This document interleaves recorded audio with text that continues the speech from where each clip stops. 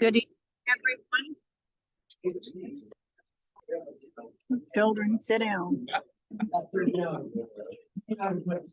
You guys took our thing away so that we could be. We'll be sure the gavel's in place next time, Madam Chair. No, we don't need it. Good evening, everyone. I would like to start this meeting by recognizing the homeland of the 31st Nations communities of this area we call the Fraser Valley Regional District, where we live, work, and learn. Important decisions we make at a local government level can affect First Nation communities and Indigenous peoples and organizations in many different ways, both today and into the future. So as part of our collective responsibility, I commit that we continually examine the work we do to ensure that our project plans, initiatives, and discussions are guided by the principles of inclusion, collaboration, and reconciliation. So with that in mind, I would like to call to order the April 27th, 2023 meeting of the Fraser Valley Regional Hospital Board. Thank you, Madam Chair. Looking for approval of the agenda, and late items. So move, Madam Chair. Director Facio, Director Damo. Those in favor, contrary, carried. Next item. Item 4.1 is the 2022 Fraser Valley Regional Hospital District audited financial statements. There is a presentation by Sean Reed, who's a partner of KPMG. Thank you. Welcome, Sean.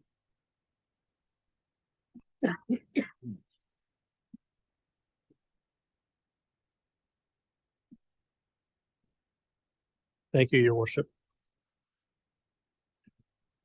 So I'm here today to help this board discharge its responsibility over the governance of the financial operations of the Fraser Valley Hospital Regional District. And to that end, you hire us to help you through that process. I'm going to go through our audit findings for the year and going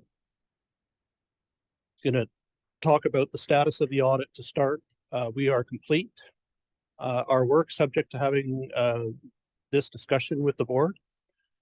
We have one area of focus for the hospital board, and that is investments. You have a significant amount of investments, so I'll be talking about that in a little bit more detail later on. There are no identified significant risks in the financial statements for the audit of the hospital district. And you'll see the blue bar at the bottom of this page. We did increased our work this year to be in compliance with the new auditing standards CAS 315, which means that we have to do more from a perspective of risk understanding, including walkthroughs of processes. I do like to confirm both verbally and in writing that we are independent, and that allows us to, of course, sign our audit report once the financial statements have been approved. So as I mentioned, we are done our work, subject to me making this presentation tonight and the financial statements being approved. I'm going to talk a little bit about materiality on this page, and you'll see that materiality is $350,000. Any errors over and above $350,000 would be considered material. Just so you get an understanding, our testing threshold is 5% of materiality, or $17,500. So we do test at a much lower level, and that $350,000 is just the number for accumulation of errors. I can tell you right off the bat that there were no errors noted during our work, and so materiality really only comes into account in terms of the amount of testing that we do. As I mentioned, the significant a couple areas of significant risk.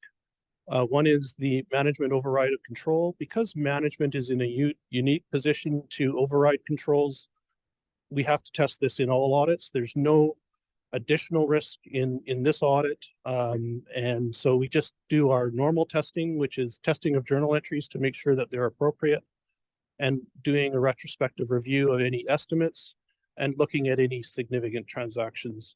And there were no areas of concerns as a result of our audit work. The other area that we did focus on is investments. You have a significant amount of money in investments, basically requisitions that you've collected in advance of some future projects. So we confirm those investments with the National Bank Financial, and we do substantive analytic testing over the revenue that we would expect from those investments. And again, no areas of concern coming out of that work. I'm going to leave it at that, but happy to take any questions with respect to our audit work.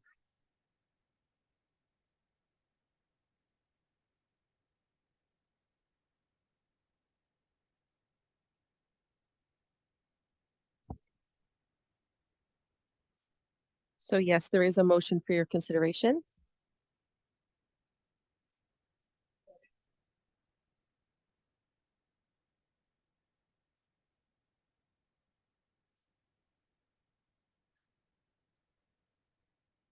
Moving down to item 5.1, we have the draft Fraser Valley Regional Hospital District Board meeting minutes of March 23rd, 2023.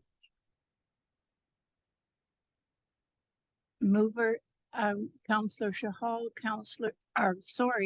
Director Shahal, and Director Lum. Those in favor, contrary, carried. Item 6 is reports from board directors. Any reports from anyone? Seeing none. Now we move to public question period for items relevant to the agenda, and we'll just turn things over to our corporate officer, Jamie Van Ness. Good evening. We don't have any members of the public joining us this evening in person. However, we do have 2 members of the public joining us online this evening. So if you have a question relevant to the Fraser Valley Regional Hospital District, this is your opportunity to ask a question relevant to the agenda. Just hit the raise hand function. And it would appear there's no questions, and we can move on to the next item. Could I have a motion to adjourn? So moved, Madam Chair. Director Facio, Director Dixon. Those in favor, contrary, carried. Thank you.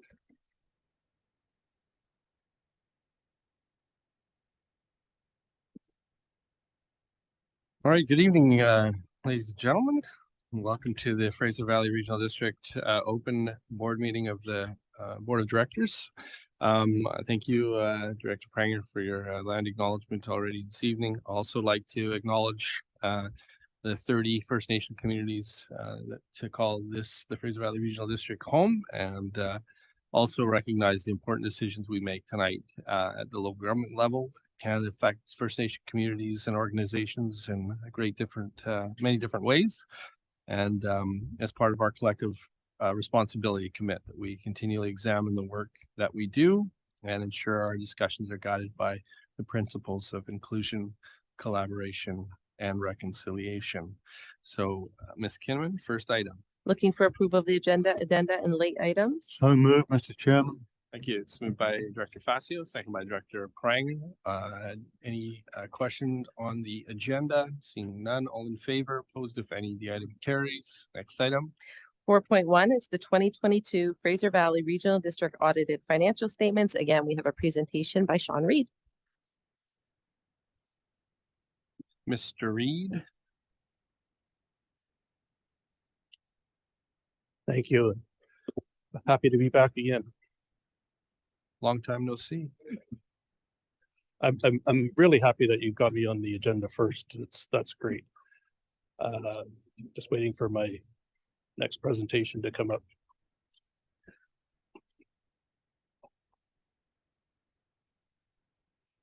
There we go. So again, I'm here to help the board members discharge their responsibility over the financial reporting process for the Fraser Valley Regional District. I will get right into my report.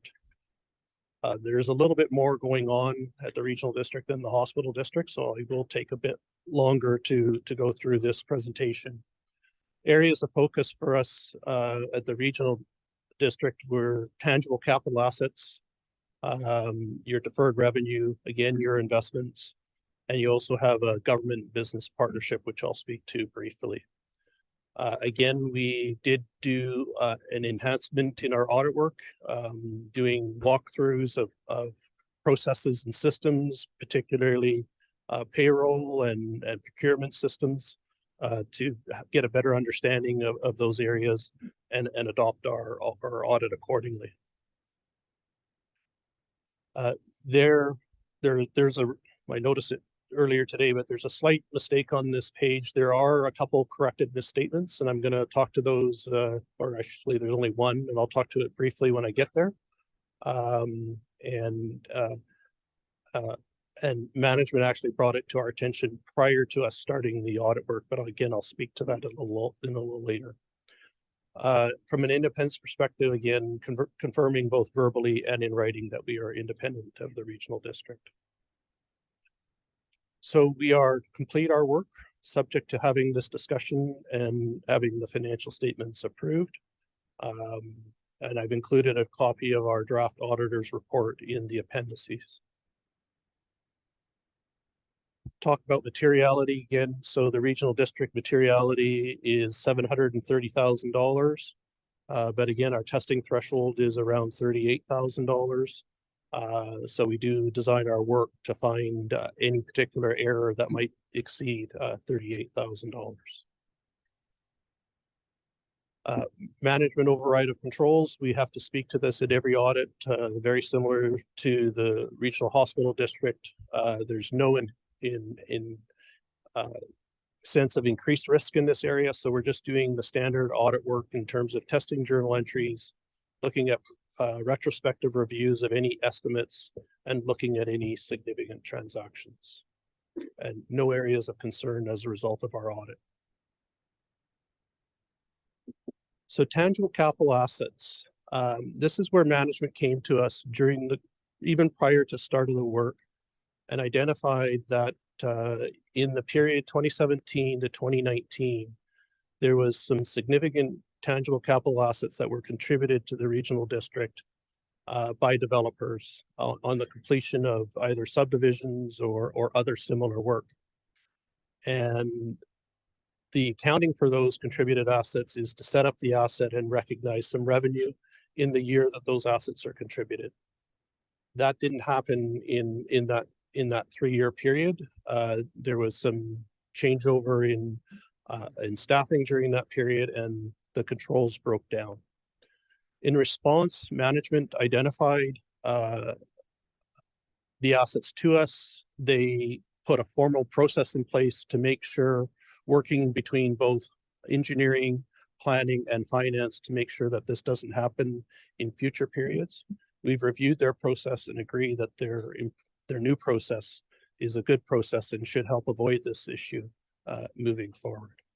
So the prior year's financial statements have been restated to add these assets into the books of the regional district and to reflect the increase in equity, because the revenue was should have been recognized in prior years. We have audited that adjustment, and we have audited the restatement of the prior year's financial statements as a result. Moving on to deferred revenue, you have a number of contracts or funding sources from senior levels of government. Oftentimes those funding sources come with either stipulations or other reporting obligations. And so we look at those contracts to confirm not only the amount of the funding that's been provided, but the recognition and the timing of recognition of those contracts. And we noted no concerns as a result of reviewing those contracts. Investments, again, we confirm significant investments with Raymond James and National Bank Financial, and perform substantive analytic procedures over the investment income. And again, no concerns were noted. You have a government business partnership. It's a 3-way partnership over a forestry area.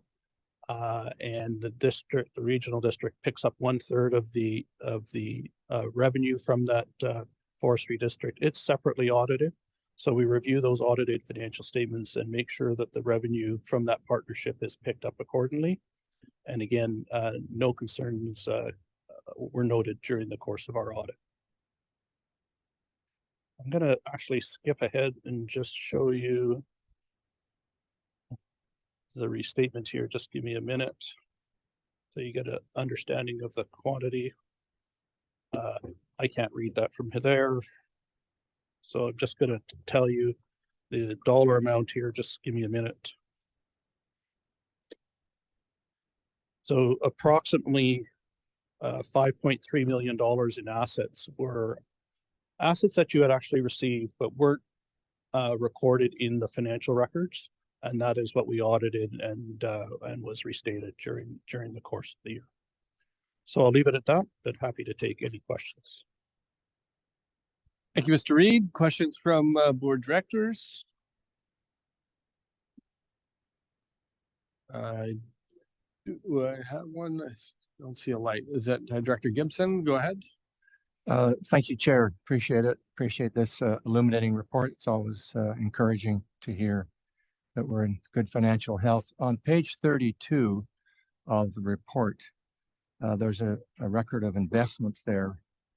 And you'll notice that there's quite a discrepancy between the various interest rates that we benefit as a regional district. And this is maybe a question to staff. It could be a question to our auditor, but you'll notice on the list quite a significant disparity. And I'm not finding that to be a source of criticism, but maybe a source of more of understanding. You've got interest less than 1%, and you've got interest of more than 5%. And the maturity rates are largely, the dates are largely the same. So for a layperson looking at this, as I'm not an investment banker, I'm just surprised at the disparity between the various interest rates, and I'd be intrigued with a reaction to these queries. Let's go to Ms. Kenneman first. Thank you, Chair Lum.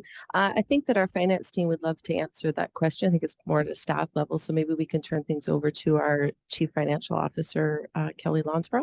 Ms. Lonsborough. Okay. Good evening. Thank you for the question, Director Gibson.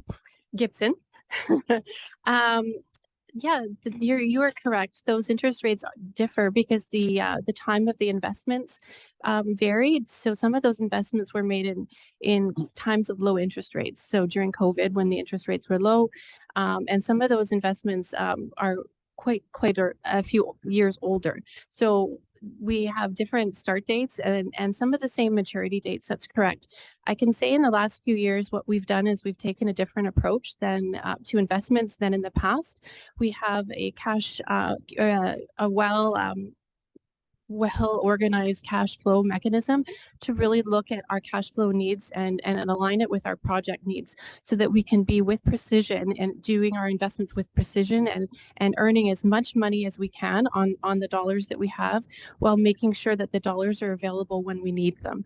So in the coming months, we're actually going to be coming back to the board with our treasury dashboard because we're quite proud of the work that we've done to really improve our investments and make sure that our reserve dollars for the organization are as good as they can be. Thank you. I appreciate that. It's complicated. I know, as we've learned, investments go up and down, and it's disappointing to see. Of course, we're only getting like 1% or less on some of our investments. But thank you for that clarification. That sounds like you're got a good plan ahead of you.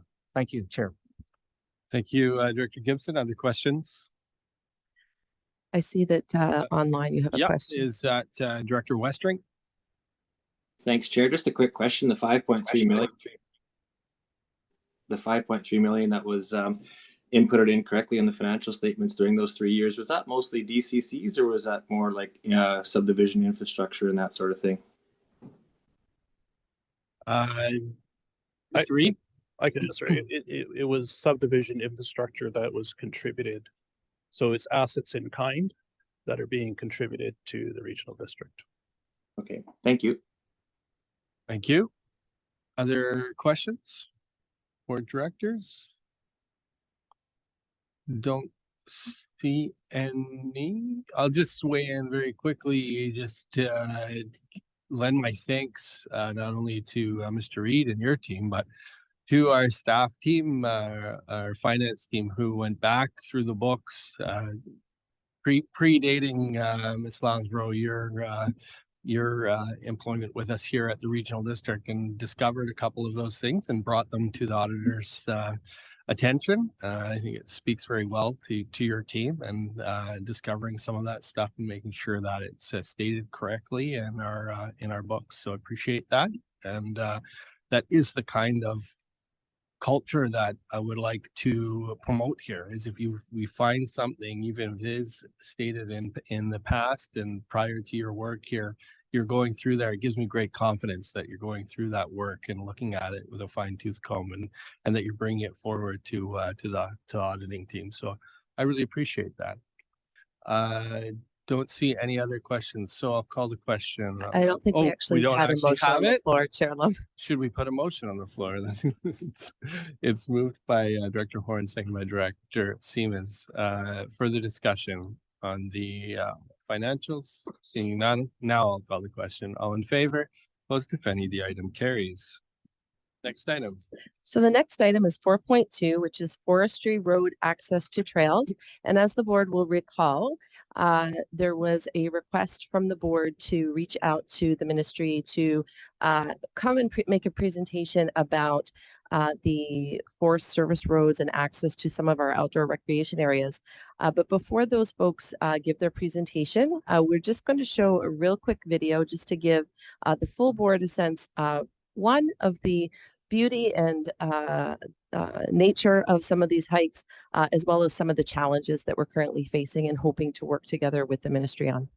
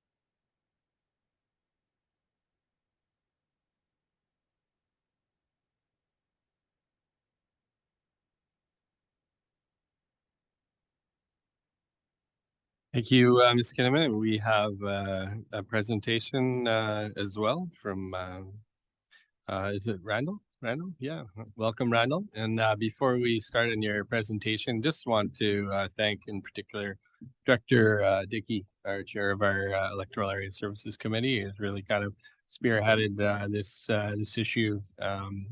And I'm sure we're all waiting with bated breath to hear your presentation. So over to you, sir.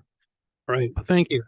Good evening, everyone, and thank you for inviting us here tonight to speak on the resource roads and our spending priorities in the Chilliwack Natural Resource District. My name is Randall Dayton. I'm a resource manager in Chilliwack, and I work on the authorization streamline. So permitting, if you need a permit to do things on crown land, I work with the staff that will get you those permits. And the gentleman with me here tonight is Jim Hunter. He's the engineering officer. So he looks after the roads in the district. So a great video, certainly shows the opportunities, and it definitely demonstrates that there's a bunch of different accesses to the places, and it's a struggle to keep them going. And so hopefully by the end of this presentation, you'll understand a little bit more about how we got there. So with Vancouver literally in our backyard, it's safe to say that we're a highly populated district with a lot of public interface and pressure on our natural resources. The Campbell River, or the Chilliwack Natural Resource District, or also known as the Fraser Timber Supply Area, is about 1.4 million hectares and yields about 1.3 million cubic meters of timber annually. And the map there, the black line outlines the district spans from Vancouver, basically east along the border to Manning Park, then north up past Boston Bar, starts to head west above Harrison Lake, and then goes all the way over to just under Squamish, back down to Gibson and onto Vancouver. So pretty sizable area. So as all of you are familiar, we were living in the island of Chilliwack for a while there, back in the atmospheric river event of November 2021. It was hit by a series of atmospheric rivers, with the south coast receiving record amounts of rainfall within less than 48 hours. Provincial state of emergency was established, as many highways and other major infrastructure suffered catastrophic damage from high stream flows, landslides, and flooding. To give some perspective, approximately 100 Forest Service roads throughout the Chilliwack district were affected, with damage sustained to over 300 kilometers of those roads. First Nations, rural residents, major licensees, parks, recreational users were all affected to varying degrees. And the cost to repair the Forest Service road, we've done a lot of flights, and our cursory estimate is about $40 million worth of damage was done. So it'll be a fair bit. And I am pleased to report that since the storm event, we've completed a little over $4 million worth of disaster response and recovery work, which equates to be about 10 times our annual maintenance program. So a very sizable accomplishment led by Jim and his team. So resource road, what is a resource road? Well, there are about 620,000 kilometers of resource roads dispersed throughout the province. And typically the distinction is you've got paved roads and gravel roads. Paved roads typically are highway municipal roads. The gravel roads into the backcountry are considered resource roads. They're typically 1 to 2 lane gravel roads, primarily constructed by industrial users with vehicles to develop, protect, and access BC's natural resources, such as forestry, mining, oil, gas, and agricultural operations. Resource roads often serve as critical links for rural communities and access to recreational opportunities, and are frequently used by First Nations, the general public, and commercial operators for access to things like ski hills, fishing lodges, recreation resorts. And although resource roads may be suitable for safe industrial and general public use, including backcountry recreation, they're not built or maintained to the same standards as paved public roadways, and oftentimes fall short of the specific public requests and desires. And many resource roads are not maintained for vehicle access. Some are deactivated or debuilt. So to go through, there's several different kinds of resource roads.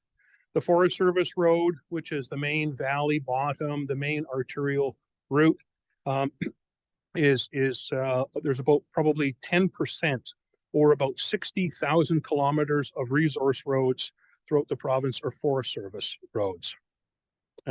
Approximately 2,300 of those kilometers are within the Chilliwack district, and about 1,700 of those Forest Service roads actually have industrial users with a designated maintainer.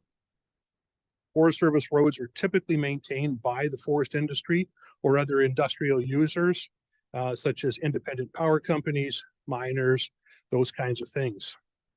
And as a condition of use, maintainers are expected to take appropriate and timely action to address the safety of users and conduct repairs in a manner that conforms to ministry standards and specifications. Where there's no industrial activity or no designated maintainer, the Chilliwack engineering officers on behalf of the district manager carry out maintenance activities subject to available funding. And maintenance levels falls under two categories. So we have wilderness where there's no industrial activity, and then industrial. So here's an example of a wilderness road, and the Shiam access road is considered a wilderness road at this time. So wilderness road is defined as a Forest Service road or road authorized under a road permit, a cutting permit, a timber sale license, a special use permit, or a wood license that is not being used by industrial users. Although wilderness maintained roads may provide access to key economic development opportunities and access to recreational areas in BC's backcountry, the ministry does not put a high priority on maintaining these roads due to limited resources. During those periods when there's no industrial activity, the road is generally left in a condition that the structural integrity of the road prism and the drainage systems are functional to the extent necessary to ensure there's no material adverse effect on the infrastructure, public safety, or a forest service or a forest resource. And if they're not maintained, wilderness roads deteriorate over time unless an industrial user assumes maintenance obligations. The district manager may determine that the activation is appropriate to maintain public safety and reduce any risk to the environment. The other level of maintenance is what we would see typically on industrial roads. And by default, all the remaining permitted roads utilized by industry require a higher level of maintenance. And again, as a condition of use, the designated maintainer must ensure that the structural integrity of the road prism, the clearing width are protected, the drainage systems and the road are functional, and the road can be used safely by industrial users. So what are the other types of roads that we have? So permitted roads. Of the 600,000 or so resource roads throughout the province, most of them are permit roads. Permit roads were typically designed, built, and intended for industrial use. For the life of these roads, the tenure or permit holder is required. Tenure or permit is required. Road permits are issued under the Forest Act to forest licensees with a right to harvest timber on Crown land, and other permit roads may be administered under the oil and gas industry or the mining industry or under the Land Act. And again, as for all improvements on Crown land, the permit holder is responsible for the basic elements of user safety, environmental management while active. When no longer required for their intended purpose, the permit holder may deactivate or deconstruct the road to reduce or relieve their liability obligations or transfer those to another tenure holder, another permit holder. Non-status roads. So non-status roads are typically abandoned roads that exist on the land base and do not have an active status or tenure. There's no permit holder over their entire length. These roads are not eligible for engineering funding improvements. However, funding may be available for remediation, deactivation works, depending on the impacts to public safety and the environment. And despite having no designated maintainers, many of these non-status roads remain passable by motorized vehicles. So these are some of the old legacy roads that existed pre-permitting and what have you. So now move on to the part that I think everybody's most interested in is about road maintenance. So the provincial engineering program funding policy acts as the framework for allocating funds for the maintenance, improvement, and closure of resource roads maintained by the Crown. The policy provides maintenance funding allocations to meet engineering program objectives in order of priority, including roads addressing communities, serving rural residents, high-value recreation sites, and legislative requirements. The annual provincial capital budget is about 13 million for major upgrades to the 15,000 kilometers of capital roads throughout BC. An additional 5.6 million operational dollars budget is available provincially to maintain the 60,000 kilometers of Forest Service roads where the capital road network is a priority. And despite recent budget announcement identifying additional provincial operating capital funds available over the next 3 years to maintain and upgrade forest service roads, the Chilliwack Forest District is not getting an lift this year. And that's due to our continued focus on the 2021 storm event. Like I said, it's been 10 times our program, and we've been just scrambling trying to get those pieces done. So I don't know, this table is, this table is basically an application of a policy and how we allocate our funds. And you've got a couple categories. First, on the left-hand side, you've got our priority rating, then you've got the road categories, and then the roads eligible for funding. So annually, district engineers collect data through the engagement with rec sites and trails staff that value recreation sites. They complete routine road inspections and from the public comment, and they develop what we call our service plan. The service plan basically captures all the deficiencies, identifies the costs, and then we submit that to our regional team. So engineers prioritize funding for maintenance activities by using Table 1, and this is our maintenance funding eligibility, and where they identify the priority ranking, the road categories, and eligibility. So on Table 2, engineers also consider the priority rating for the potential impacts in the event of an FSR prism failure. So road priority rankings may vary depending upon the specific circumstances. For example, in the storm event like we've had, preventing access to residents may require immediate works over the higher priority rank roads where there's still access available. So obviously we're trying to be, fluid and trying to keep things in the right order. Again, following the priority of communities, rural residents ahead of recreation and what have you. So completed service plans are submitted to our engineering branch leadership team, who will review, rank, and prioritize projects that are funded on the provincial scale. And once budgets are dispersed, districts are restricted to spending their allocations of operating funds for roads and structure maintenance and closure in accordance with our funding policy. And it's important to note that annual budgets allocated may not address all road and structure maintenance requirements on all FSRs. Like most of us, we don't get enough money to do all the work we need to do, but we keep letting them know where we're at. So talk a little bit about the engineering funding. Engineering has 4 different funding sources for different projects or works on Forest Service roads and non-status roads. So first one is our operating funds, and these are for roads and bridge maintenance works and our engineering program management activities, such as inspections, professional services, road closures, barricades, engineering supplies and materials, right-of-way acquisitions, rent agreements for both district and engineering branch activities. The Chilliwack annual allocation is on average $375,000. This year's work plan includes Chilliwack Lake, the Stahelies, also known as the West Harrison, the Bench, Vetter Mountain, Lost Creek, Sumas Mountain, Jones Lake. Those are our top ticket items. There may be a few more depending on how things go, with scheduled maintenance, road work such as inspections, grading, dust abatement, brushing, ditching, culvert repair, replacement, bridge inspections, maintenance, signage, maintenance, and in a few places, snow plowing. Capital funds. They can only be spent on approved works of a capital nature for a Forest Service road that's been capitalized and called a tangible capital asset. All works of a capital nature, from survey to construction, must be funded through the capital budget and are based on the total value of the project over the life of the project. A good rule of thumb for capital projects is a minimum of $100,000 value and expected life of about 40 years. Our current allocation booked for capital roads is 1.75, and the works plan this year's is a bridge replacement on Stahelies and also some road realignments, and also Lost Creek. We have a bridge install and some road upgrades up there as well. Liability funds.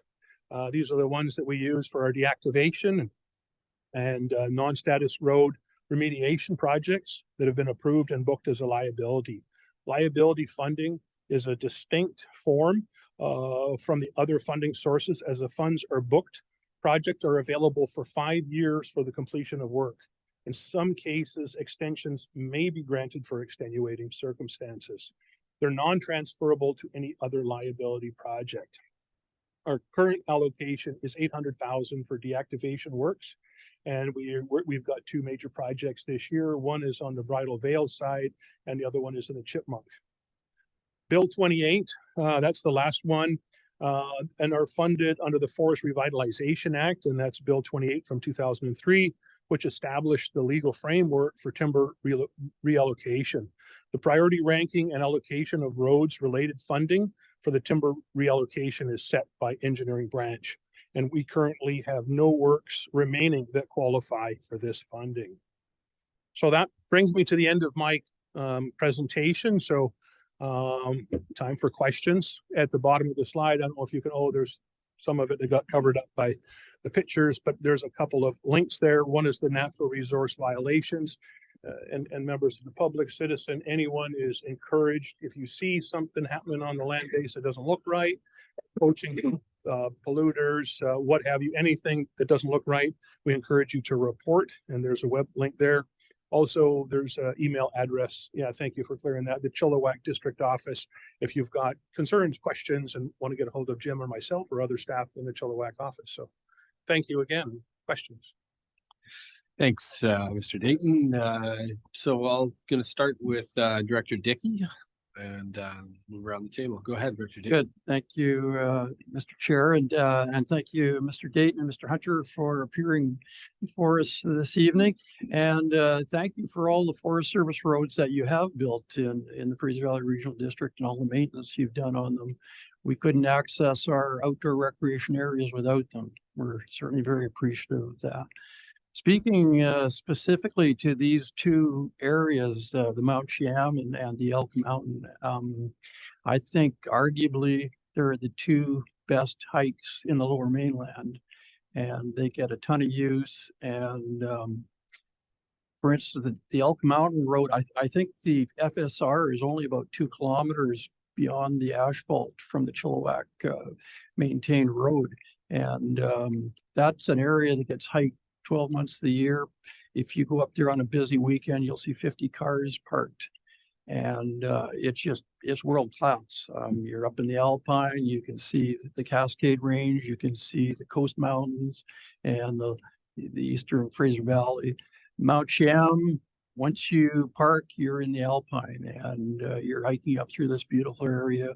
You come out and it's 7,000 feet straight down into the Fraser Valley. It's just amazing. It would seem that in an area where you have millions of people living, that maybe the province could scare up a little bit of capital to invest in those roads. I certainly understand that you've got your budget considerations, but it would seem like recreation in this mecca that we have, this is just a world-class area. Many people would compare it with Switzerland. That we should be investing a little bit of money in accessing these areas.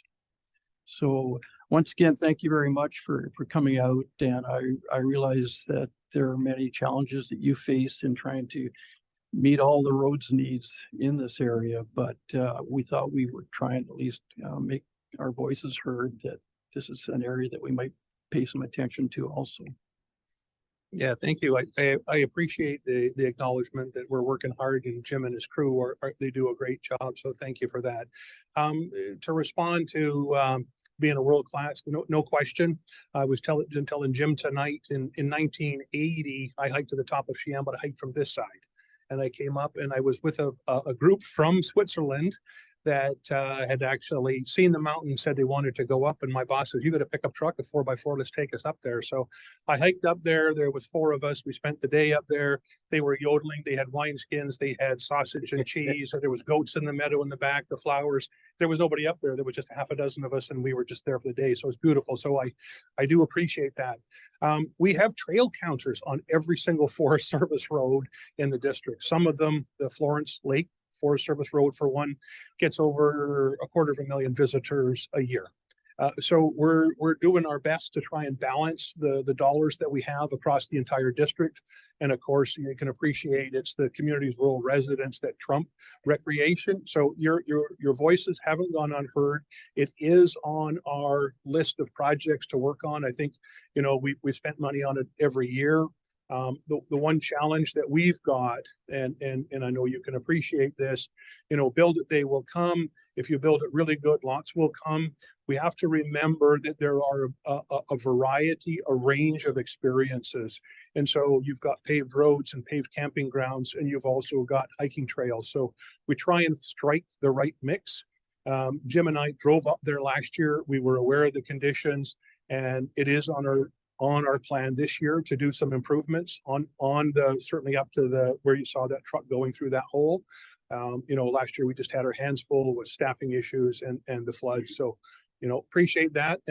And again, you know, the best way, the squeaky wheel gets the grease. So give our office a call, reach out to Jim, myself, and let us know where your concerns are, and we'll do our best to shuffle those to the front of the pile and get them some attention. So thank you.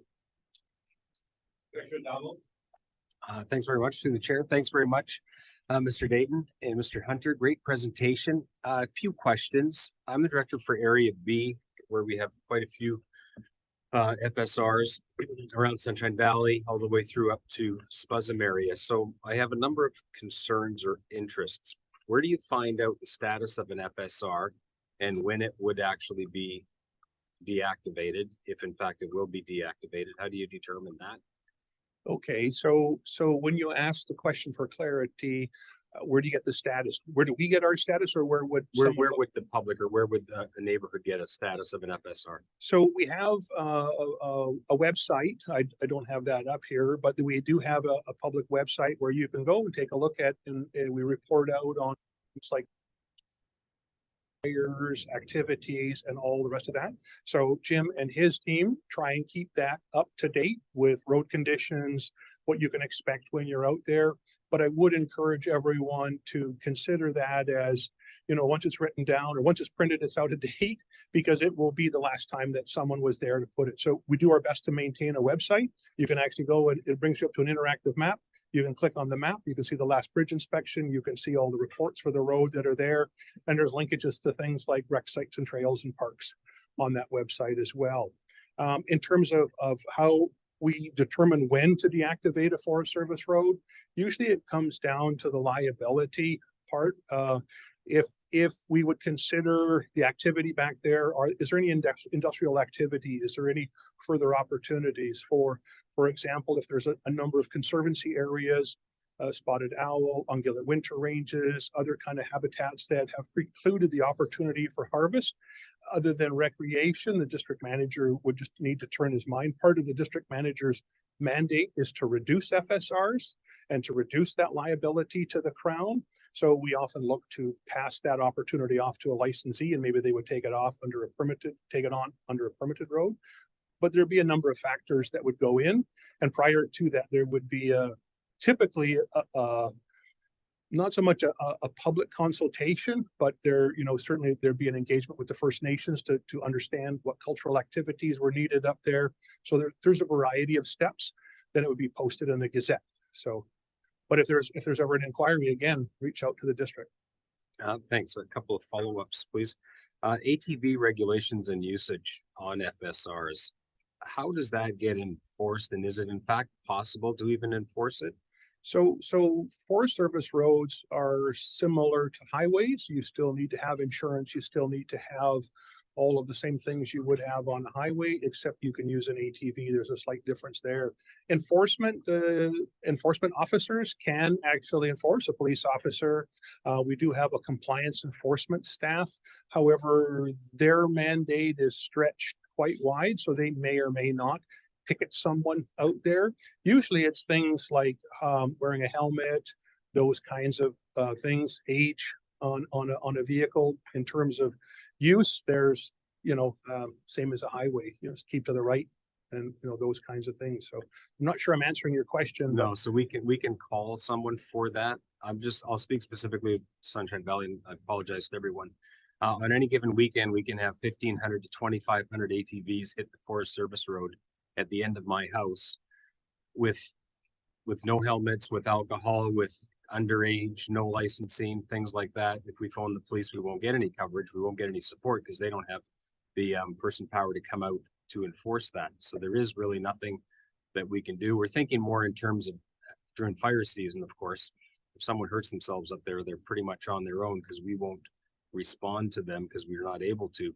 But we have fire issues and things like that. So a couple of things related to ATVs, obviously the enforcement of it, but the other is when and who can shut down an FSR during forest fire season. So great question on the forest fire. So the district manager is the only individual that can close the Forest Service road.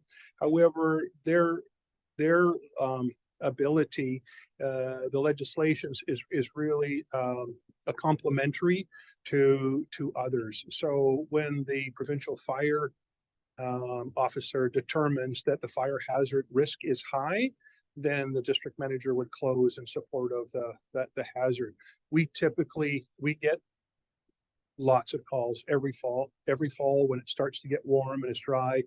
Close this, there's no potential for fire. I had conversations with the recreation officer this morning about Stave Lake and the fires along the roadside today. There's very little the district manager is able to do just to close the road. It has to be demonstrated there's an imminent threat to public safety or the environment.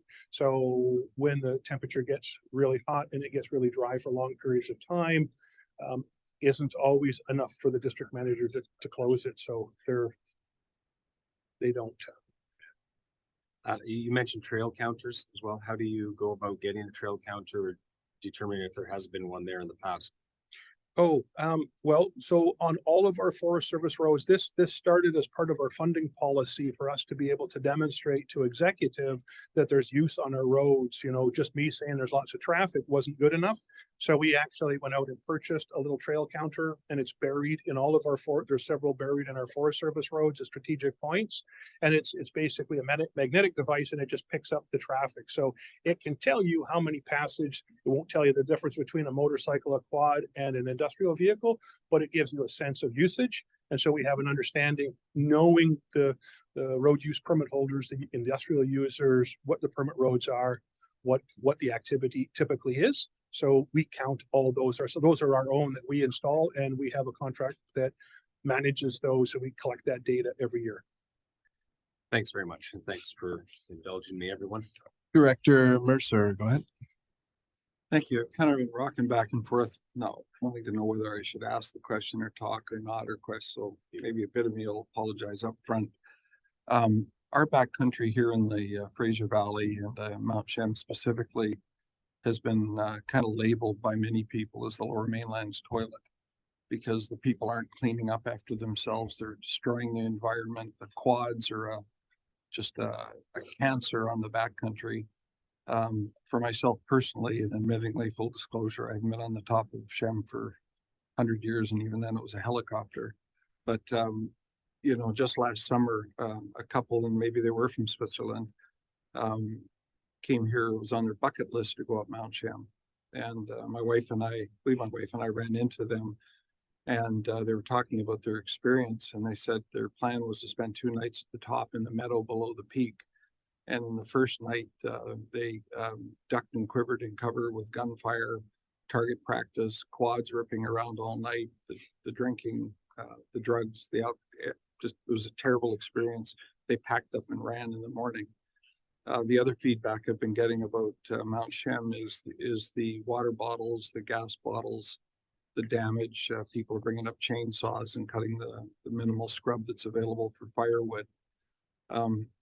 Now, and I don't think Mount Shem's unique, but if we, work backwards, I think it's the people who work the hardest, like that lady that was hiking there. She's obviously engaged and determined. You could see in the video, and it's usually the people that work the hardest to get to these destinations that will take care of our environment and take out with them what they brought in.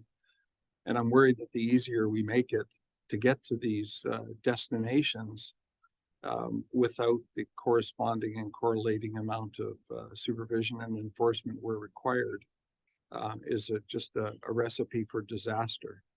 And I don't see the province kicking in anytime soon. Over the last 3 decades, they've reduced your enforcement resources considerably, to the point of being either non-existent or not able to even keep up with even the most minor of complaints.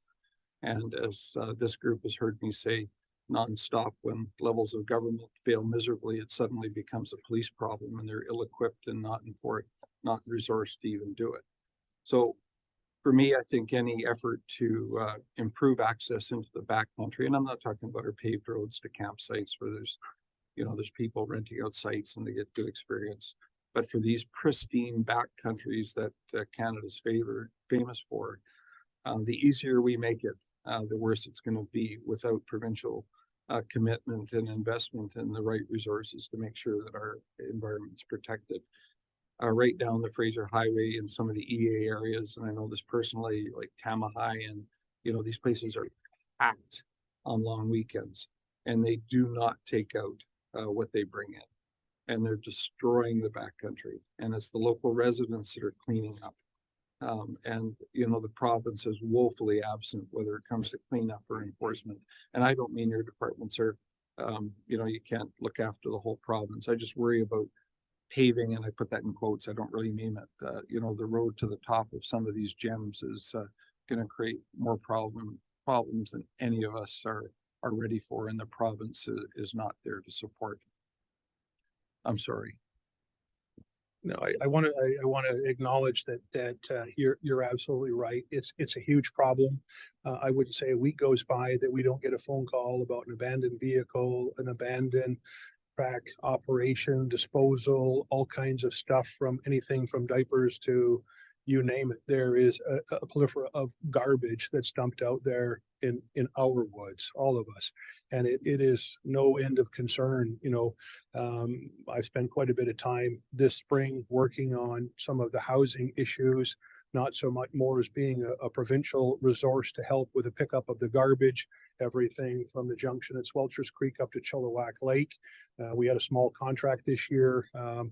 We had some available funding, and we did a fair bit of cleanup work of about half a dozen sites, from burned trailers, abandoned garbage, abandoned sites, and what have you. So it's a never-ending problem for us. And you're right, the resources that we have, they changed the mandate of our compliance enforcement group. They're quite widely stretched. They used to be focused on forest.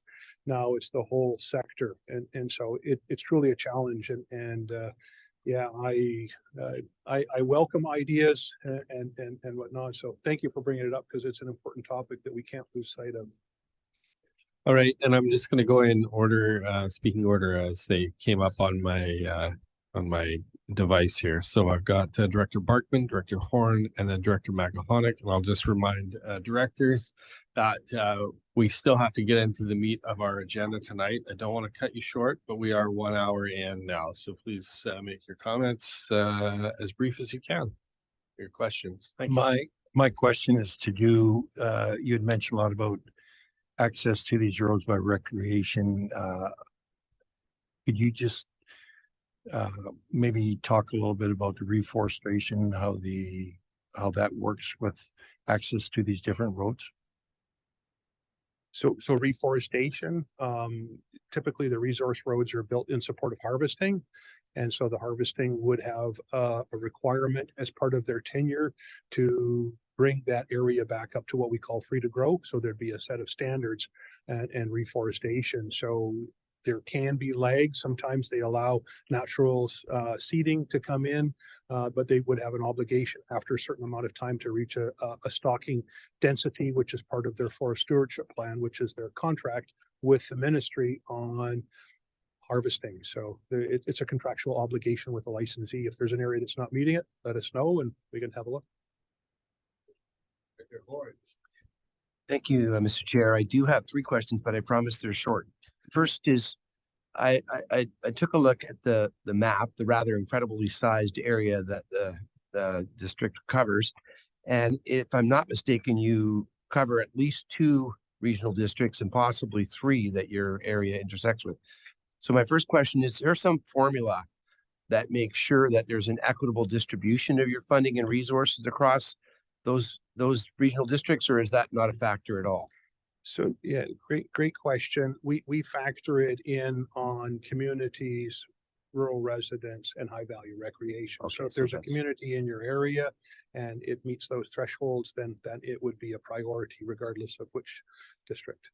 Thank you very much. The second question, I'm so glad you brought up Florence Lake. My understanding, thanks to your data, is that it's the most popular Forest Service road in BC. And as you know, there has been work on the Stave West recreational use as well as the Zajac Ranch. And I know Mr. Zajac would not forgive me if I didn't ask this question. And you know exactly what question is coming, Mr. Dayton. Is there a regular maintenance budget, and is it intended to likely increase in the next few years for that particular road and others that you've mentioned and heard of tonight that are particularly popular? So great question. The Florence Lake Forest Service Road received about $1.4 million of upgrades, and that was just a few years back, half a dozen years back. And that was to improve access, and we went as far as Zajac Ranch. Part of what that did was also it's supported in industry out there. Currently, the industrial user out there is the designated maintainer, and the City.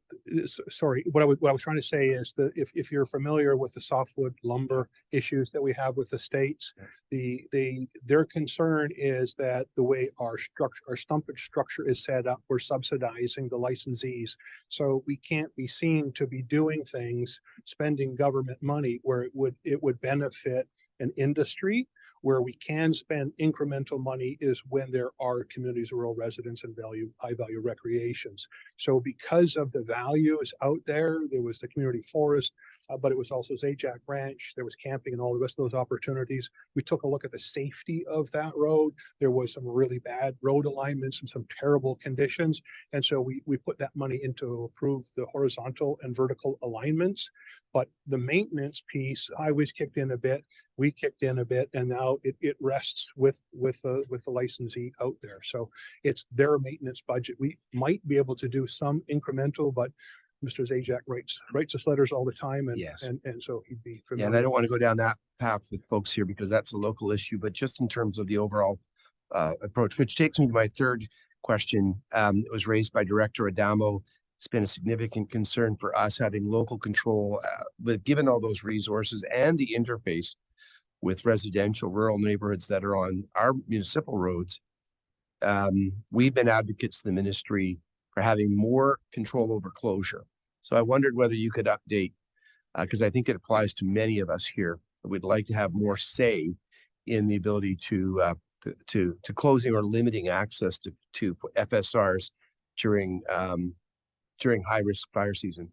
So again, thank you for raising that. The issue around access is our mandate is about providing access, not restricting access. And so that rests with the district manager. And again, the legislation is a supportive legislation. It would have to demonstrate that there was an imminent threat. So a high fire hazard isn't necessarily an imminent threat. It might be a local threat. And so we need to work with our fire officers to make those calls to say it's reached that threshold, and then the district manager could come in. The legislation supports the district manager being the only one to make that closure. So certainly lobbying the district manager. I know we have in some circumstances established some short-term closures. So there may be opportunities, but again, we really have to take a look at that imminent threat to public safety or a threat to the environment. Thank you. I'll share with my colleagues around this table that Mission has been advocating at UBCM in meetings with Minister of Forests on many of these issues. I know that Hope has been advocating on some of these issues that are probably applicable to all of us, including access to some of the areas that Director Dickey's talked about. And I would really strongly recommend that we share our speaking notes for the ministerial meetings that we may be arranging at UBCM and take a bit of a pincher movement approach, because I think we're too late for resolutions, if I'm not mistaken. But certainly we would appreciate support and advocating for some of these points. Thank you, Director McElhonick. Thank you, Mr. Dayton. And I'm out in Area E, so a lot of the Forest Service roads, and I'm pretty familiar with most of them. And thank you for your recent cleanup. We really appreciated that. And I think you're familiar with our new stakeholders group we're all working with to take some action out there. My question is the DIAC on the chipmunk. When is that happening? I know a lot of locals, including myself, we use that a lot. So when is this? Why is this? And maybe we can take this outside of the meeting and I can come down and have a conversation, but that's a concern. I know that locals are going to be, well, that will be a real concern. Yeah, I welcome, yeah, if you want to reach out and do an offline meeting, I'd be happy to meet with you and kind of go through the plan. The long and the short of it is the district manager would be looking at limiting the liability, and we would have taken things like trails into consideration. So I would like to think that the trails that are being used, and it's important to note that not every trail that people use out there is a registered or gazetted trail. There are a lot of trails that get built regularly that we don't know about and people maintain, and they're all wonderful and great, but they don't meet a lot of the regulations and the pieces that we need to consider.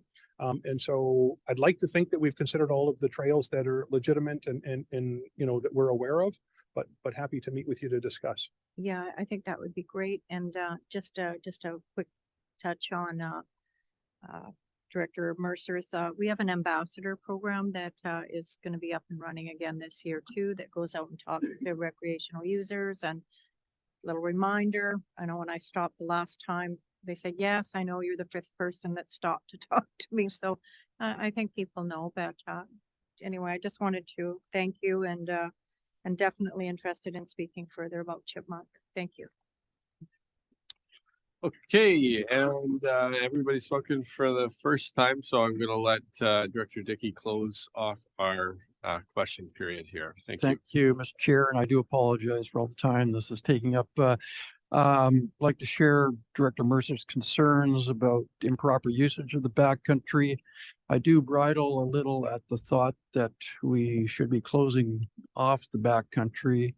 In my experience, which I would have to say is quite extensive, I would say 98% of the people that are using Mount Sham and Elk Mountain areas are responsible users.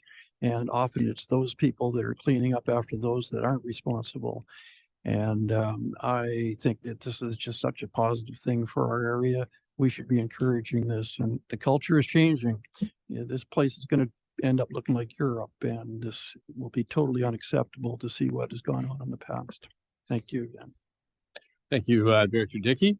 And thank you, gentlemen, for your presentation tonight. What I would say is we could probably go on for another hour with the amount of interest that the board has in this topic.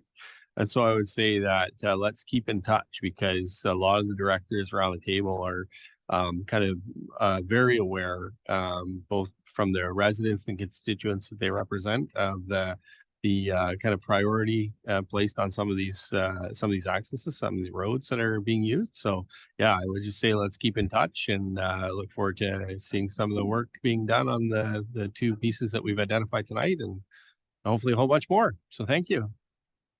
Again, thank you for inviting us here tonight, and it'd be my pleasure to come back again and speak on another topic, or this one again, or meet with any of you at on a side conversation. So thank you again, and have a good evening. Thanks. Ms. Kinnaman, next item. Next is 5.1, which is the draft Fraser Valley Regional District Strategic Planning Meeting Minutes of March 16th, 2023. Thank you. It's moved by Director Westring, seconded by Director Dixon. Discussion? Hearing none, all in favor, post if any. Item carries. Next item.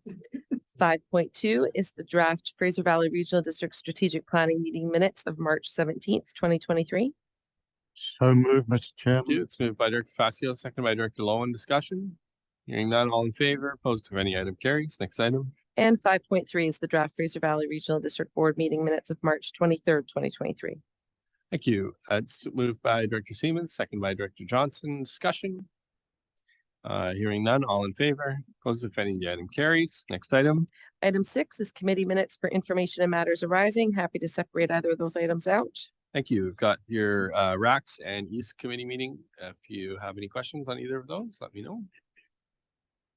I don't see any lights on. Nothing online. Ms. Kinnaman, next item. 7.1 is the British Columbia Social Procurement Initiative. There is a motion for your consideration. Thank you. Mover and a seconder. It's moved by Director Smith, second by Director Popo. Discussion. Seeing none, call the question. All in favor? Opposed, if any. Item carries. Next item. 7.2 is the Regional Grant and Aid Policy. There are two motions for your consideration. Okay, so let's go to motion number 1. I have a mover and a seconder, please. Moved by Director Castle, second by Director Johnson. Discussion. Ready for the question? All in favor? Opposed, if any. Item carries. And motion number 2. That's moved by Director Horn, second by Director Shaw. Discussion. Director Horn, go ahead. Thank you to staff for adding this to the, I think, the recommendation that we had at RACS. And I just wanted to speak very quickly to thinking that I had suggested at that meeting was that staff look at a process that allows for some arm's length consideration of the municipal value, or sorry, the regional value of these projects. In our community, we found it useful to have that be done at a committee level, and perhaps here it'll be at a staff level, so that we avoid sort of the back and forth politically. So hopefully that will be something we can look at after the staff have had a chance to look at options. Thank you. Director Davidson. Thank you, Chair. Apologies, I really should have spoken to this on motion number 1, but one of the things that strikes me, looking at this process compared to electoral area grant and aid, every year we go into that knowing essentially what our cap is for the year.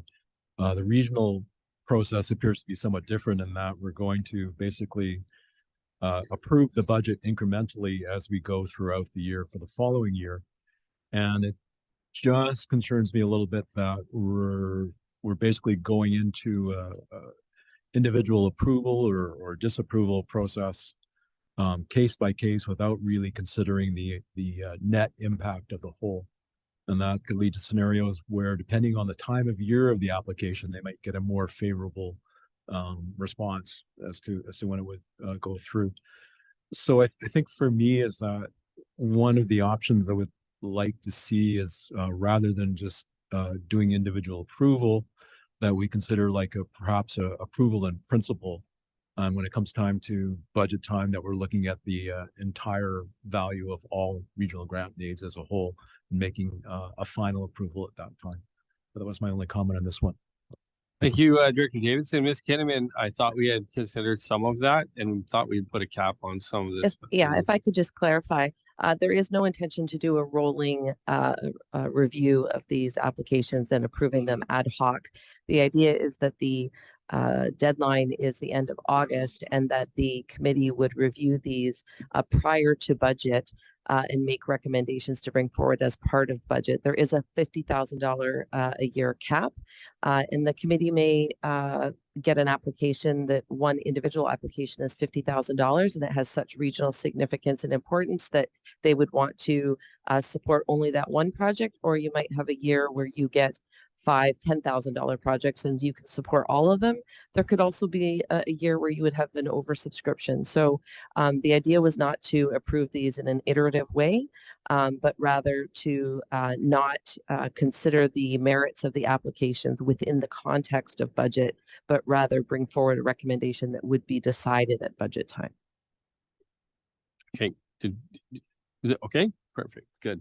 I know this was one where we've moved from no policy to moving through policy on it. So this is changing, but we're wrapping more and more parameters around it. I think that's a really positive thing. But thank you, Director, for your comments as well.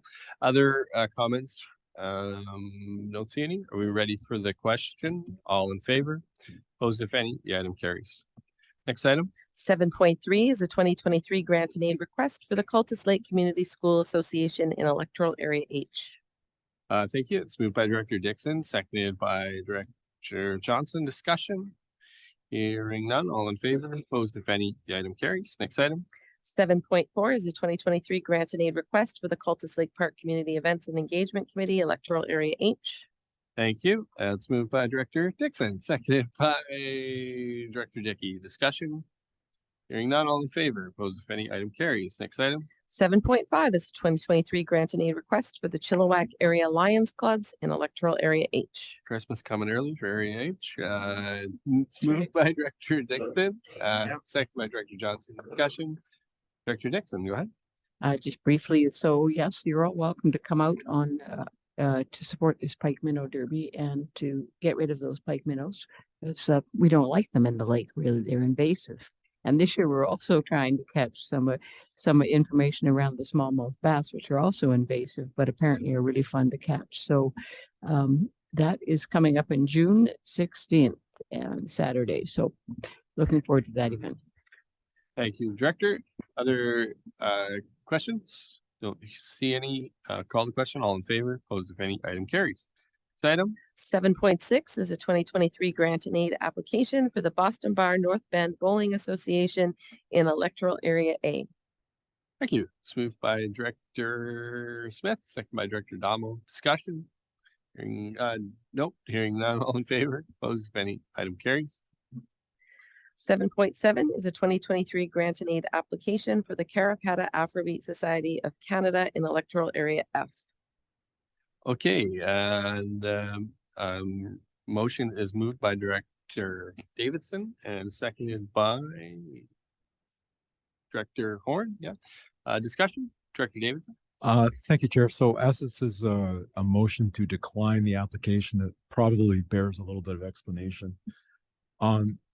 This is for Karrakatta Society Watch It Grow program, and it's described in more detail in the agenda attachments. It's about connecting to nature and agriculture, but that particular subject matter, it's pretty much redundant for Area F residents. We're a rural community of about 700 households. We're already rural and well connected to nature.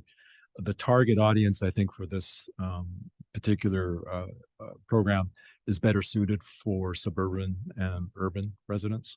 And I think it would be a more logical candidate for a regional grant and aid on that basis. But given that the funding source for this particular application is strictly Area F residents, it just doesn't, it's just redundant to our lifestyles already. The second thing that gave me concern for this is that there's a strong cultural theme to this particular application. And while we received assurance from the applicant that the 5K grant would go towards only soil, seeds, planters, and hand tools, I'm concerned about precedent. We live in a multicultural nation, but Electoral Area F's grant and aid budget is just not adequate to promote multiple cultures. I'm concerned about setting an Electoral Area F precedent and providing support to one specific culture, which I think this is what part of this program is about. So it's for those reasons that I'm not supporting it. Okay, other comments? Director Horton, go ahead. Thank you. I note that the same organization had similar issues with the Mission Municipal Grant and Aid. And I would just, if they're watching this evening, encourage them to reach out to staff either here or in Mission when applying to get a clear idea of how to make sure their application meets the grant criteria. I've had a chance to interact with these folks. They, in fact, are representing, I think, a wide array of cultures. And that's one of the things that I've applauded in their work. And I know that they're trying to help provide culturally appropriate food sources, which is, I think, an important part of the food security initiatives that we're seeing around. So I would like to see them eventually be successful at a grant. I agree with Director Davidson on this one, and I think that I would just reach out to the applicants here to get a little bit of counsel on what's the best way to go about applying and what the criteria are, so that they don't have a third strike the next time they take a swing. Thank you, Director Horn. And I think if they were going to reach out to Mission in regard to that, that would be, that would definitely be appropriate. And as we would get our staff report back on the regional grant, they'd probably wait and see what the criteria come up on that, and then we'll look at that as it comes in.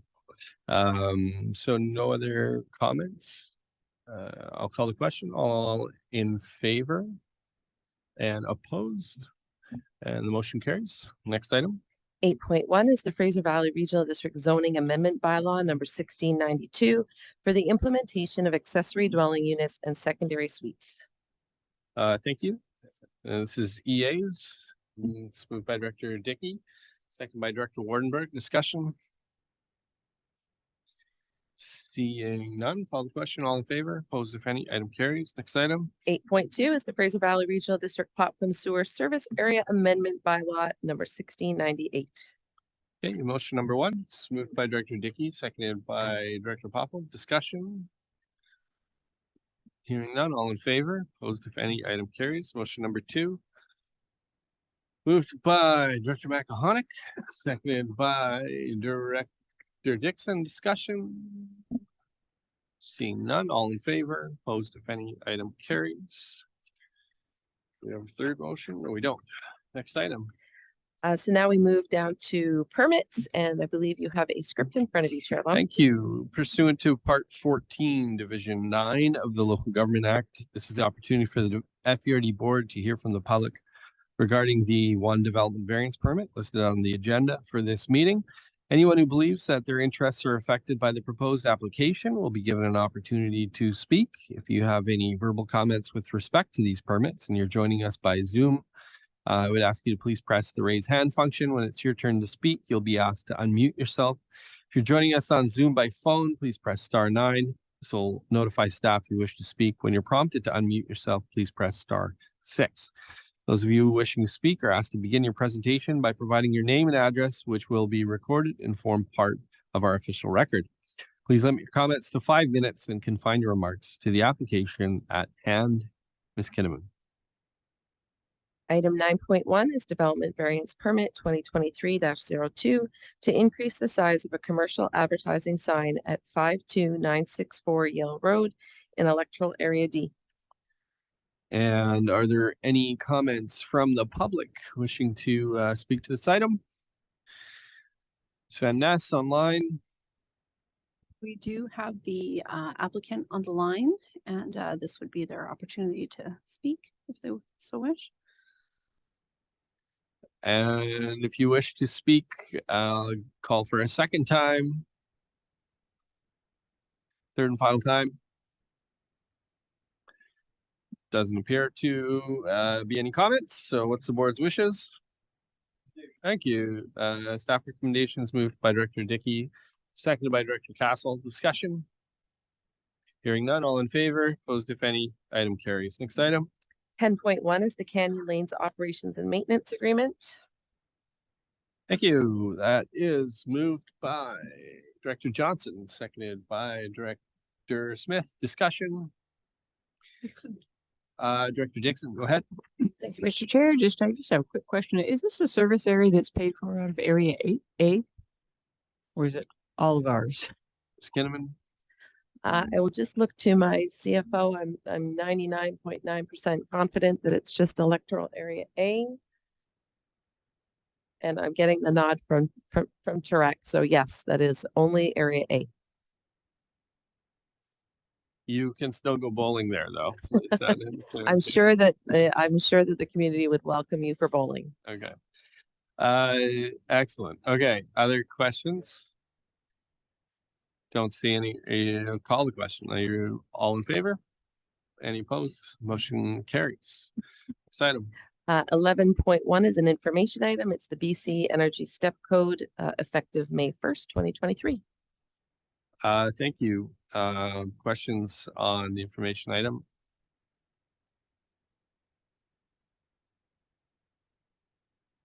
Next item. Next is 11.2, which is the 2023 Regional Growth Strategy Monitoring Report. Again, an information item, but happy to answer any questions. Thank you. Questions on the RGS? Director Davidson, go ahead. Thank you, Chair. So I may miss next month's board meeting, so I'm going to use this opportunity to raise awareness of something that's a little bit troubling for me. It's a bit of a mathematical puzzle, so bear with me. But the draft, the greenhouse gas reduction targets in the draft regional growth document have us at 50% reduction per capita by 2050 based on 2007 levels. So if you go to the province, you can get population, historic population and projected population. 2007 population was 270,000 for FVRD. Their projected 2050 is 504,000. This is an 86% increase from 2007. So if you reduce that, 50% per capita greenhouse gas reduction and allow per capita, and you allow for that 86% population increase, that gets diluted down to essentially less than 7% overall regional reduction in greenhouse gas emissions. You contrast that against the provincial target, which is 80% greenhouse gas reduction from 2007. And the federal greenhouse gas reduction target is net zero by 2050. So I really struggle with having the regional growth strategy go forward in its current state. I know there's a promise in there to come back and revisit it, but I think the promise is based on what monitoring techniques we can come up with, et cetera.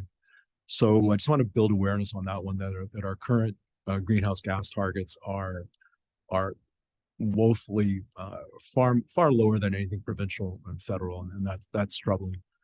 The other question I have too is just noticing that we don't have data, and I know that Metro Vancouver is doing projections on greenhouse gas, both backcast and forecast every 5 years, but we haven't had data since 2012. So, and I know that mentioning in the report is that we're expected to get data in 2023. I'm just question through to staff. Are we confident that in 2023 we will have a regular ongoing source of all the data we need to do greenhouse gas monitoring? If not, what are the gaps looking like? Thank you. Ms. Kinnaman. Thank you. I think that we have our manager of regional strategic planning here with us, Allison Stewart, and I know she would be happy to answer that question. Yes, in terms through the chair, in terms of the monitoring information, most local governments were using the CEEI reports that were developed in 2010 and through 2012. And these community energy emissions inventories were promised as part of the climate action charter. And the province was going to provide this data to enable local governments to actually monitor greenhouse gases. What happened is, over the years, one of the key elements sort of disappeared, and that was the transportation data. So we've been provided data in relation to buildings, we're being provided data in terms of waste management, but the transportation data, which is like 56% of the gas of the inventory, was not available. There was some meetings recently with the province, and they've indicated that they will be updating these numbers. And for the first time in a number of years, we'll be providing the transportation data. So we have to take the province for their, what they're telling us is going to be true, and that they will provide that data. And this is an issue that has been identified by other local governments in the last year or two. I think it was the city of Coquitlam, I think had sent a letter to the province with respect to this lack of data. So it has been an issue for other local governments as well, as being able to use apples to apples comparisons instead of trying to come up with sort of alternate methodologies to try and sort of match. So that's part of what's happening in terms of the monitoring. Okay. And Director Davidson, you also have a concern, if I can try and sum it up, around the target being not as aggressive as it should be in terms of when you start to factor in the population growth. That's right. So, Chair, I think we need a compelling reason why we're so far out of line with provincial and federal targets, and I'm not aware of one today. I get it. We have a challenge in getting data, but presumably so does the province and so does the feds. Yet they have far more aggressive targets than we do, and I think that bears that just raises questions. It's bad optics given the climate events we've been having. And I think we need to be addressing that in the regional growth strategy document that goes out before it goes out, in my opinion. I just want to raise awareness on that. Okay, Director Horn. Thank you. Earlier I had a conversation with Ms. Stewart, and just said how much I appreciated the quality of this report. I thought it was fantastic. And the information is at times daunting and depressing, but it does an exceptional job of communicating where we are. And speaking for my community, I know it will have value in many areas: employment lands planning, OCP review that we're currently doing, affordable housing strategy. And so I just, as a question through the chair and to the CAO, wondered if we could distribute a copy specifically of this document to all CAOs in the region, and hopefully they'll distribute it to the various departments where the data may be useful. So thank you. Thank you. Other questions? Don't see any. Next item. 11.3 is the Agricultural Land Commission application for non-adhering residential use at 13080 Stave Lake Road in electoral area F. Thank you.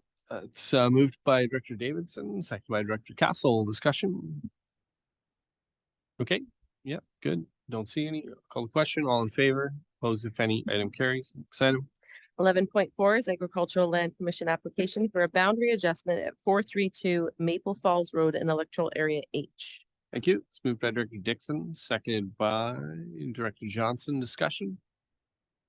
Hearing none. This is EA, so all in favor? Opposed, if any. Item carries. Next item. 11.5 is the reusable food packaging pilot project. Thank you. And I'm wondering, before I entertain a motion on this, there's been some discussion around this item. And rather than move the staff recommendation on this, what I'm going to suggest is that we refer it back to staff to have a look at it and see. I don't think, Ms. Kinnaman, I'll check in, but there isn't a pressing timing issue on this one. But if we can send this back to staff to have a look at some of the feedback that we've received on it, see how we can. Sure, we would absolutely be happy to do that. Yeah, so I'll get a motion to refer. It's moved by Director Horn, second by Director Pranger. All in favor? Hang on a sec, Mr. Chair, if I may. Just so for those who weren't at the committee where we heard this, the specific question is, I think, wanting to ensure we weren't doing something that flew in the face of the assist to business clause of the Local Government Act. So specifically, that's particularly the area that we're hoping to receive some further information back. All right, thank you. We're all good. And we'll send this back. All in favor? Opposed, if any. Items referred. Thank you. Next item. 11.6 is appointment of building officials. Thank you. That is moved. Moved, by Chairman. Director Facio, seconded by Director Siemens. Discussion. Seeing none. All in. Did you want to speak to this item, Ms. Kinnaman? No. No. You're good. Okay. All in favor? Opposed, if any. Item carries. Next item. 11.7 is temporary changes to liquor licensing at the Sasquatch Inn in electoral area C. Thank you. It's moved by Director Wardenberg, seconded by Director Dickey. Discussion. Hearing none, seeing none, all in favor, opposed if any. Item carries. Next item. 11.8 is Rogers Telecommunications Tower at 26700 Trans-Canada Highway in electoral area B. Thank you. It's moved by Director Adamo, seconded by Director Popo. Discussion. Hearing none, seeing none, I'll call the question. All in favor, opposed if any. Item carries. Next item. 11.9 is deployment of fire departments for out of region wildfire events. Thank you. Need a mover and seconder on this. It's moved by Director Johnson, seconded by Director Castle. Discussion. Director Horn, go ahead. Thank you. Just came to my attention over the last few days that, at least in the case of the municipalities that have had firefighters and RCMP seconded to some of these events, we are not going to recover 100% of the costs. And so through the chair and staff, I just wanted to be certain that we're 100% comfortable that we will recover all of these costs, or get some advice on whether or not we might want to add that level of detail to the recommendation, a stipulation that we let the staff be seconded on that condition. Ms. Kinnaman? Sure, I'll just refer this over to our Director of Regional Services, Stacy Barker. Ms. Barker? Thank you. Certainly, to date, we've been able to receive full compensation for work that we've for refunds and payment that we've asked for. Sometimes that is subject to, it's challenging because we have to file some of those reports before we leave the scene. That has been challenging. But certainly we could make sure we clarify that before we're deployed to ensure that this is the case and work to make sure that we are fully compensated. Thank you. So perhaps some advice, Mr. Chair, on whether or not we should add a clause to the recommendation that says on the condition that the costs are fully reimbursed by the province. Through the chair to Director Horan, Horan, I might just point out that within the motion, it does require approval be obtained at the time of the specific request. So my suggestion would be that if it appears that we weren't going to get full cost recovery, then that would be subject to that decision-making point, and perhaps we wouldn't choose to go. Very good. Thank you. Also language in there with discussion with the electoral area director. So that might be subject to discussion with the specific director as well in consideration there. So, okay, good. Are we ready for the question? All in favor? Davidson, sorry. Oh, sorry, Director Davidson, you had your hand up. I didn't see you. Go ahead. I was simply going to say is that depending on the fire service, could have multiple area directors involved with it. North Fraser, for example. That was it. Thank you. Yep. Thank you. Okay. Sorry. Call question. All in favor? Opposed, if any? The item carries. Next item. 11.10 is a letter to the Ministry of Labor. Thank you. And I just amend the motion to include the city of Chilliwack in that as well. Thank you very much. And I guess while we're at it, probably Kent and Hope as well. So I think we encompass all of the munis that are involved. Harrison. Yeah, Harrison as well.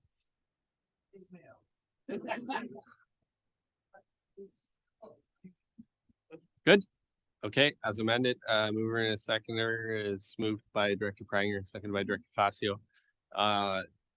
All in favor? Opposed, if any? The item carries. Thank you. Next item. Next is item 13, which is items for information and correspondence. Happy to separate any of those out. Thank you. Any of the any questions on any of our correspondence items? Don't see any. Okay, next item. The next item is reports by staff. And unfortunately, I think that the staff member who we're going to be talking about wasn't able to join us in the end. I suspect the reason might be a fire. But I just wanted to let the board know that it is a bit of a bittersweet week this week for us as we congratulate Fire Chief Steve Howell on his retirement. Steve joined the North Fraser Fire Department in 1986, just a short 37 years ago. Since then, he's taken on progressive roles in the organization, eventually being named chief in 2011. I have known Steve for the past 10 years, and I can tell you that I've not only valued and appreciated the care and consideration that he has taken in his role as fire chief, but also many heartfelt conversations over cheesecake and coffee. One of the big accomplishments over the last few years was the construction of the North Fraser Fire Training Center. And as you can see on the photo of the grand opening, it shows Steve at his most joyful when he ditched the giant scissors to cut the ribbon with something a little more heavy duty. So on behalf of the staff, I would like to thank Steve for his dedication to the Fraser Valley Regional District. And Chair Lum, I believe some of the area directors might also like to weigh in with their thanks. Absolutely. And I've got, I know Director Castle. Thank you, Chair Lum. Yes, just on behalf of the residents of Area G, I would like to thank Chief Howell for his 37 years of service, keeping us safe, and for his leadership of our volunteer fire department. We wish you well, Chief Howell. Thank you, Director Davidson. Thank you, Chair. So I can echo the the comments that are made earlier, but to me, one of the highest compliments I can pay anybody is to say that they did their job so well that everybody kind of took them for granted. And yeah, that is kind of service you don't get every day, and heartfelt thanks. Thank you. Thank you, Director. Any other directors wish to weigh in? Seeing, does somebody else have their line? Me. Oh, you would like to, But go I ahead. think Director you Horn. as well, Director Lum, were going to report on something. If No, I was just saying on Chief Howell. If Oh, sorry, anybody I'm has sorry, any I'm sorry. any more on Chief Howell, I'll just say from my perspective, just give a good hearty congratulations to Chief Howell and many years of service. It's 37 years. It's something that kind of dedication to our one organization is becoming more and more harder to find. So just appreciate so much his dedication and the fact that he also let me use the jaws of life that day to cut the ribbon. So that was pretty fun as well. Still remains one of the better ribbon cuttings that I've been able to attend. And looking for more reports from directors. Are we there? Actually, well, got one more? we were still on reports by staff, but I will just conclude by saying that Chief Howell did manage to come online and hear all of your kind comments, and being a pretty humble guy, I know that he will appreciate it. He didn't want to be on camera particularly, but I hope he will come to Chilliwack from time to time in his retirement and join me for a piece of cake. All right. Yeah.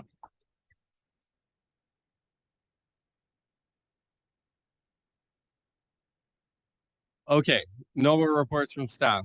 Now report from directors. Now reports from directors. Here we go.